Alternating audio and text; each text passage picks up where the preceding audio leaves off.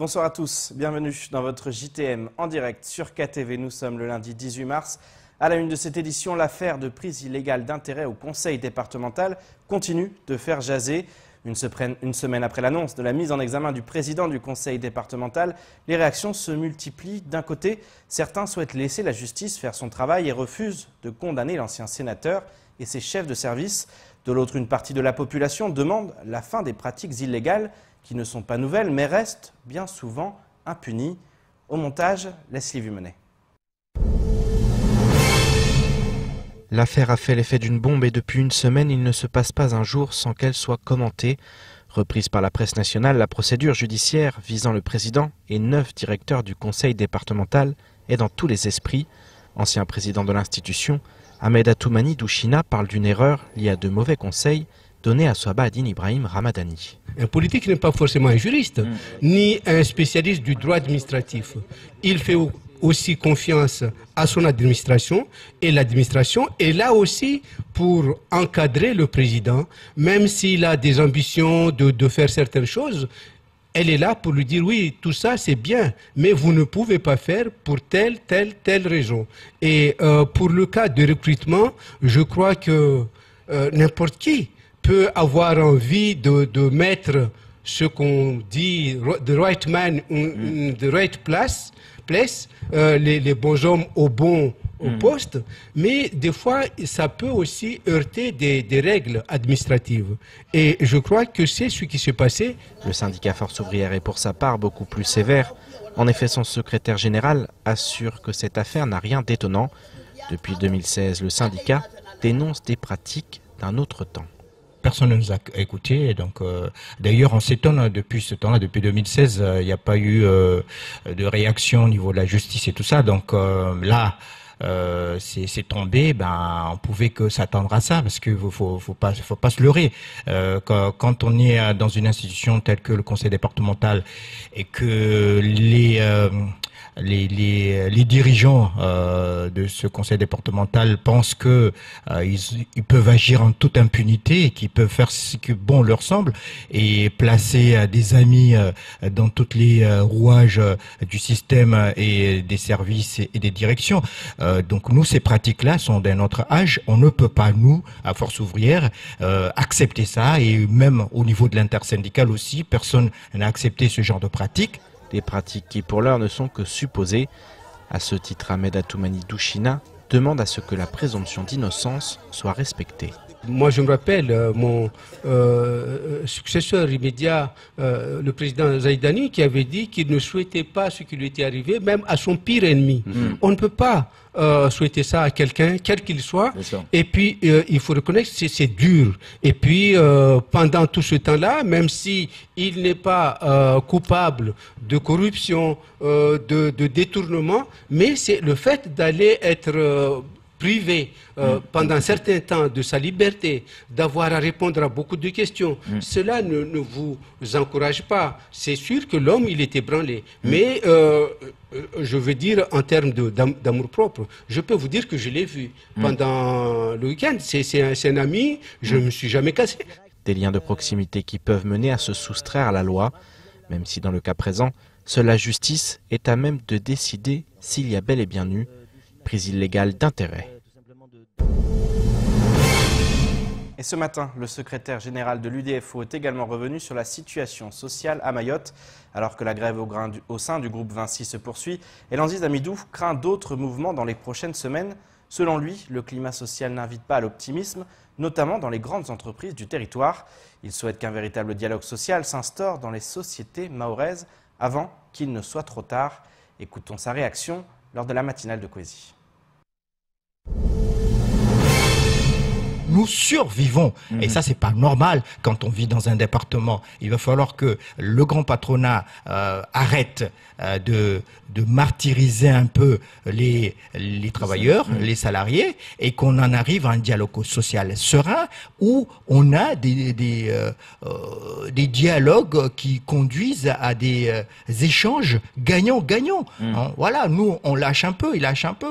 Nous allons travailler plus, mais eux aussi, ils vont essayer de nous donner encore plus. Mais aujourd'hui, nous constatons que nous travaillons plus, mais nous gagnons de moins en moins. Et ça, c'est pas normal. C'est la raison pour laquelle aujourd'hui, partout, vous voyez, au niveau du grand patronat et au niveau aussi des grandes administrations comme le conseil départemental, hein, donc aujourd'hui, nous sommes dans une ambiance sociale un peu explosive. J'allais vous poser la question, Voilà. savoir où nous en étions. Donc aujourd'hui, si rien n'est fait pour aller dans le sens d'un dialogue, ça peut exploser à tout moment. Tout autre sujet maintenant. Aujourd'hui et demain, le conseil départemental accueille un séminaire interinstitutionnel sur le développement médico-social à Mayotte. Alors que le département reste qualifié de désert médical, ce type de rencontre permet aux acteurs du secteur de se rencontrer et d'échanger. Au programme de ces 2 jours de séminaire, des tables rondes et des ateliers pour sensibiliser et former les acteurs de la santé à Mayotte. Paul-Arthur Avit est parti à leur rencontre. Au montage, Leslie Vumenet. Mayotte est un territoire en plein essor avec des caractéristiques culturelles et sociales qui lui sont spécifiques. Aujourd'hui, un point d'honneur est mis sur les enfants et adultes en situation de handicap. Ce séminaire est l'occasion pour les acteurs du milieu médico-social de se rencontrer et d'échanger. C'est un séminaire qui vise à faire en sorte que l'ensemble des institutionnels, donc tous les participants à la politique du médico-social à Mayotte, se rencontrent, échangent pour pouvoir mettre en œuvre des meilleures politiques plus adaptées concernant la prise en charge des personnes qui sont en situation de handicap à Mayotte. Une prise en charge qui a longtemps posé problème du fait des infrastructures non adaptées ou du personnel mal formé. Un séminaire qui montre une volonté de remédier à ces problèmes. Mayotte dit souvent qu'elle est en retard sur un certain nombre de sujets. Au contraire, je crois que ce séminaire manifeste une avancée et même en avance par rapport à ce qui peut se faire en métropole et à la Caisse nationale de solidarité pour l'autonomie. Nous avons comme mission d'accompagner les territoires et nous avons pour ambition justement d'organiser des séminaires avec les conseils départementaux, avec les agences régionales de santé, avec l'ensemble des parties prenantes du médico-social. Et finalement, Mayotte est la première manifestation de ce type. Et en métropole, elles se mettront en place à partir du mois d'avril. Pour une fois, l'île au parfum a un train d'avance sur la métropole. Ces ateliers et conférences vont se tenir jusqu'à demain au conseil départemental. Le grand débat national qui entre dans sa phase terminale, la possible venue de Nicolas Sarkozy à Mayotte, ou encore la grève chez Vinci qui se poursuit. Voilà ce qu'il faut retenir du reste de l'actualité locale. Place aux brèves de ce lundi 18 mars. Dans le cadre du grand débat national, ce vendredi 22 et ce samedi 23 mars, le lycée du Nord de Kaweni va accueillir la conférence citoyenne régionale de Mayotte sous forme d'ateliers participatifs qui se dérouleront sur une journée et demie. Cette conférence réunit des citoyennes et des citoyens, participants volontaires, tirés au sort et représentatifs de la diversité sociologique de l'île. Durant ces ateliers, ils échangeront sur leurs attentes et leurs diagnostics, délibéreront entre eux et élaboreront collectivement des propositions argumentées qui seront remontées à la mission nationale du grand débat. Cette conférence citoyenne régionale s'inscrit dans la continuité des 170 contributions collectées dans les cahiers citoyens et les 102 questionnaires remplis lors de la présence du stand à la gare maritime de Mamoudzou. Après les communes, cette fois la préfecture sera à la manœuvre pour ce qui fait figure de phase finale en ce qui concerne ce grand débat voulu par le président de la République. Vendredi dernier, l'ancien président de la République Nicolas Sarkozy a reçu un Chia Bamana et Ela Chakrina dans son bureau à Paris. Selon l'ancien candidat à la députation, ce fut un échange très enrichissant où chacun s'est exprimé sur la situation économique et sociale de Mayotte. Nicolas Sarkozy a été convié aux 8 ans de l'anniversaire officiel du département survenu le 31 mars 2011. Si sa présence est loin d'être assurée, Nicolas Sarkozy a annoncé qu'il souhaitait se rendre à Mayotte dès que possible. Le 18 janvier 2010, l'ancien chef de l'État avait tenu un discours sur la place de la République à Mamoudzou et lancé ces quelques mots lourds de sens, je cite « La France c'est Mayotte, Mayotte c'est la France et elle le restera à jamais ». À l'heure où un accord cadre avec l'Union des Comores est en cours de rédaction, cette venue à Mayotte représenterait un joli coup politique. Il y a une semaine, jour pour jour, la CFDT a débuté un mouvement de grève au sein de la SMAE et de la SOGEA. Une partie des salariés des deux entreprises ont débrayé pour manifester leur sentiment d'être discriminés. La semaine dernière, les réunions avec la direction n'ont pas abouti et le mouvement s'est peu à peu durci. Vendredi dernier, le ton est même monté d'un cran avec la direction régionale qui a refusé de dévoiler les chiffres des entreprises qui étaient demandées par les formations syndicales pour constater l'impossibilité de répondre aux attentes salariales. Le mouvement a attaqué ce matin sa 2e semaine et a noté que ce conflit vient en parallèle de celui qui oppose actuellement la SMAE et Sogea avec le syndicat des eaux qui menace de rompre dans quelques jours le contrat de délégation de service public qui est jugé déséquilibré. Je me tourne maintenant vers l'invité de la rédaction. Ce soir, nous accueillons Halim Daouma, l'initiateur de la dictée Bollé. Halim, bonsoir. Bonsoir. Alors, il y a 5 ans, on se rencontrait pour cette dictée Bollé, la toute première édition. 5 ans plus tard, que de chemin parcouru. C'est un événement qui s'est inscrit dans le paysage mahorais. Oui, petit à petit. C'est vrai que nous en sommes à la 5e édition, 4 plus précisément, vu que l'année dernière, suite aux mouvements sociaux, nous avons décidé, BTM et Monem, d'annuler et de reporter. Donc c'est une action qui a fini par trouver un public, non déplaise à certains, j'ai envie de dire, parce qu'à Mayotte, encore une fois, vu l'engouement qu'il y a pour cette édition, pour la barge, je le rappelle, le 23, je vous donnerai par la suite, on va en parler. Oui, c'est une action qui a trouvé enfin son public sur Mayotte et qui se positionne sur le paysage mahorais. Difficile de trouver son public parce que c'est vrai que la dictée, c'est pas très vendeur, ça donne pas forcément envie. On a l'impression de retourner à l'école et puis aussi c'est se juger finalement. C'est pas facile de se juger. Il faut avoir envie de le faire. C'est clair que c'est un exercice difficile, redouté par certains, sans doute parce que redoutable. Et c'est vrai que pour certains, ça rappelle l'école. Mais justement, on a voulu battre en brèche un petit peu ces idées reçues. Et le concept qui a été emprunté des dictées de pivot, à ceci d'original, c'est qu'il est adapté vraiment à notre population. C'est des textes qui parlent de Mayotte, écrits par quelqu'un qui habite à Mayotte, en direction des Mahorais. C'est clair que l'exercice redouté devient, on va dire, beaucoup plus convivial. C'est ce qu'on essaie de créer, d'où les petites nouveautés qu'on essaie d'apporter chaque année. Justement, quelles sont-elles cette année? Cette année, la dictée se déroulera, la dictée Bollé va se disséquer en 3 temps durant cette semaine de la francophonie. Donc demain matin, sur Dambéni, ce sera la dictée scolaire. Cette édition, comme les autres, est organisée en partenariat avec le vice-rectorat, qui a procédé à une série de sélections dans l'ensemble des établissements de l'académie depuis la rentrée. Et donc le point d'orgue, c'est demain matin. Donc on y attend 200 jeunes. Quelle classe? Du premier degré et second degré. Donc ça c'est pour la dictée scolaire. Le jeudi 21, là on s'attaque plutôt au public empêché. Avec pour finalité justement de... C'est une nouveauté justement? C'est une nouveauté, on avait déjà fait un essai il y a 2 ans. Il y avait une quarantaine de détenus qui avaient joué le jeu, c'est basé sur le volontariat.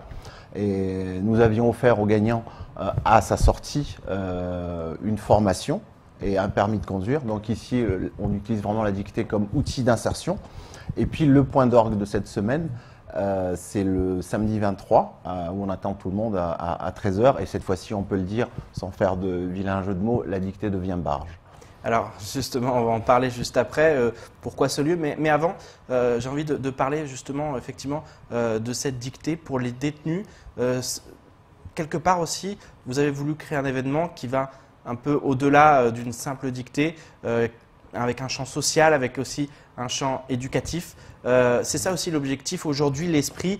On connaît l'esprit BTM, donc l'agence qui effectivement travaille avec vous, mais c'est ça aussi l'esprit, c'est de faire bouger les choses, de faire avancer, et puis aussi d'avoir un caractère social, notamment avec ces personnes qui sont en prison et qui peuvent ensuite s'insérer. Bien sûr, par essence, j'ai envie de vous dire, le concept, c'est de battre en brèche les idées reçues, et puis et se donner l'occasion de se retrouver autour de la langue française. Et le fait de rentrer dans l'univers carcéral, quelque part, prouve, si tant est qu'il faille encore le faire, que la langue française n'a pas de frontières, et encore moins des barrières. Donc c'est vrai qu'il y a cette fonction d'insertion sociale, voire d'insertion professionnelle qu'on utilise, et la dictée est juste un support. Justement, ça rentre aussi dans le cadre de la semaine de la francophonie. Ça aussi, c'est un événement important. Ça prend de l'ampleur aussi d'année en année, avec de plus en plus de choses, la dictée notamment qui entre dans ce cadre-là. Totalement. Si mes souvenirs sont exacts, il y a 2 jours, parce qu'on a été recensé sur le site du ministère de la Culture, donc sur le site de la semaine de la langue française et de la francophonie, comme étant le seul événement qui célèbre justement cette semaine sur notre territoire, sur les 3 temps que je viens de vous décliner. Et c'est vrai que c'est une manière de positionner non seulement la dictée, mais aussi le territoire. Parce qu'une des finalités, pour nous, d'ailleurs c'est pour ça que les textes sont très orientés sur ce qui nous entoure, c'est assurer aussi la promotion de notre île. Un mot maintenant sur le choix du lieu. Pourquoi la barge, l'amphidrome? La barge. Je vous disais, par essence, le concept même de la dictée est une action, une initiative en direction des locaux pour assurer la promotion de notre territoire. C'est un symbole? Ah oui, c'est un symbole qui est comment dirais-je, très très fort à assurer cette promotion. D'ailleurs, sur les éditions précédentes, on a fait des partenariats avec le Chili, à Paris, à Madagascar et dans certaines écoles françaises. Avec des vidéos notamment, hein, on se souvient, voilà. Qui étaient diffusées. Et puis il y avait même une année où effectivement c'était diffusé en même temps. Simultanément. Déjà, assurer la promotion de l'île, et incontestablement, vous conviendrez avec moi, qu'un des atouts de notre île, c'est encore le lagon que nous traversons, je parle ici en tant que petit terrien, que nous traversons tous les jours dans l'emblématique barge. Déjà la première raison. Et puis la seconde raison, je pense que c'est cette filiation presque originelle de Bouge-toi Mayotte avec la barge. Je vous rappelle, pour ceux qui connaissent un petit peu cette agence, c'est que leur logo, c'est l'ancienne horloge de la STM qui se trouvait à la barge de Petite-Terre. Donc, et en même temps, faire une dictée, célébrer la langue française dans la barge, sur le lagon, je pense que c'est une idée plus qu'originale, parce qu'en même temps on assure la promotion de notre territoire. Et puis c'est aussi un lieu, la barge, de rencontre finalement, où les gens se parlent, les gens échangent, donc c'est vrai, c'est aussi un lieu symbolique qui représente vraiment Mayotte et la population dans son ensemble, parce que cette dictée, elle est destinée aussi à tout le monde. Elle est destinée essentiellement à tous les habitants de notre territoire, mais plus que ça, c'est encore un lieu de socialisation, c'est le lieu où on entend les potins, les ragots, les anticipations, toutes sortes de choses.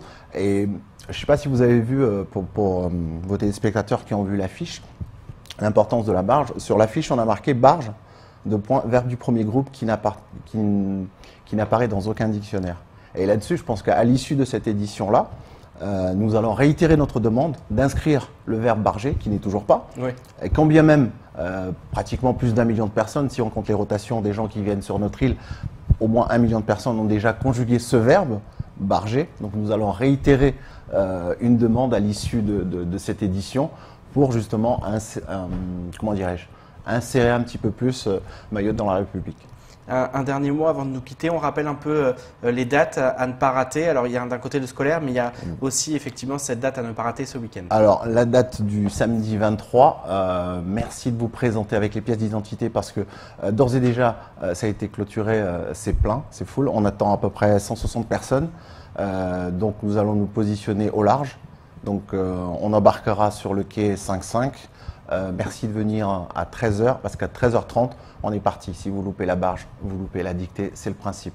Après, en fonction de la météo, on se fiera aux recommandations du commandant, mais on essaiera de se positionner pas très loin du Faré pour essayer d'offrir aux participants un autre regard vu de la barge de la Petite Terre. Des prévisions un peu sur la météo? Ça s'annonce plutôt apparemment, pas mal. Ça va. Ça peut le faire, apparemment, en espérant que la mer sera d'huile.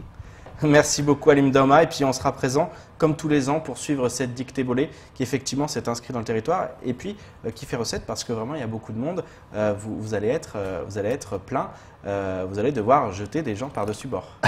Jeter non, on le fera pas, peut-être les tricheurs, je ne sais pas encore, on n'a pas encore fixé le règlement, non, c'est moi qui vous remercie. Merci beaucoup Alim Daoma, à très vite. Et on clôture cette édition avec de la culture toujours. Depuis 1983, année de sa création, l'association Kinga Folk est dévouée à la transmission des danses traditionnelles mahoraises.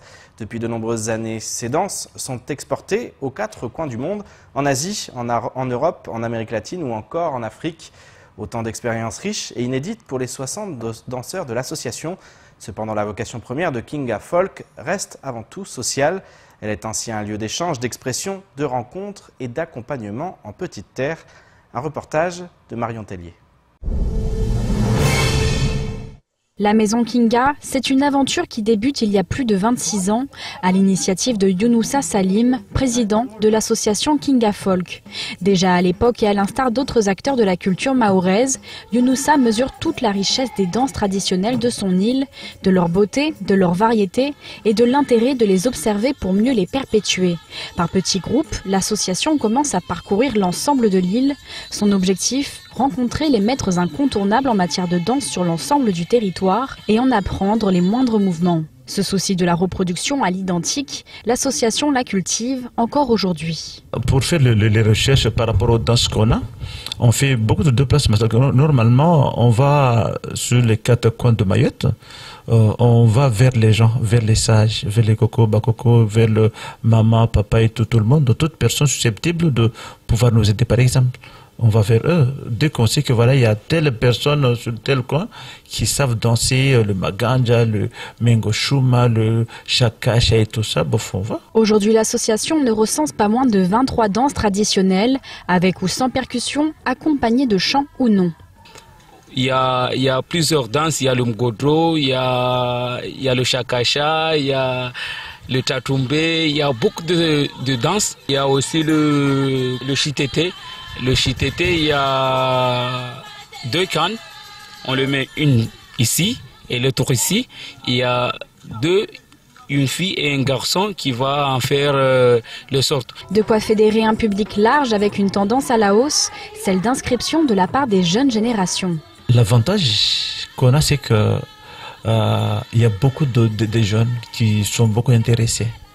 Parce que, bon, on fait partie de ceux qui participent au festival organisé dans la région, au festival organisé sur le plan national, voire même international, qui fait que peut-être, comme on fait des déplacements, aller comment vendre, ou bien faire ou découvrir, ou bien faire entendre la voix de Mayotte sur le plan soit régional, national, voire même international, qui fait que ces jeunes se sont intéressés. Au total, l'association ne compte pas moins de 60 danseurs et s'est déjà exportée sur les 5 continents, à l'occasion notamment de festivals. Cependant, transmettre l'art de la danse traditionnelle n'est pas sa seule vocation. La Maison Kinga, c'est en effet avant tout un lieu d'accueil et d'expression au sein duquel les jeunes peuvent être écoutés, conseillés et guidés dans leur avenir scolaire et même professionnel. C'est la fin de votre journal. Merci de nous avoir suivis. Pour ma part, je vous donne rendez-vous demain dès 19 h en direct sur KTV pour une nouvelle page d'actualité locale. Excellente soirée sur Kwezi.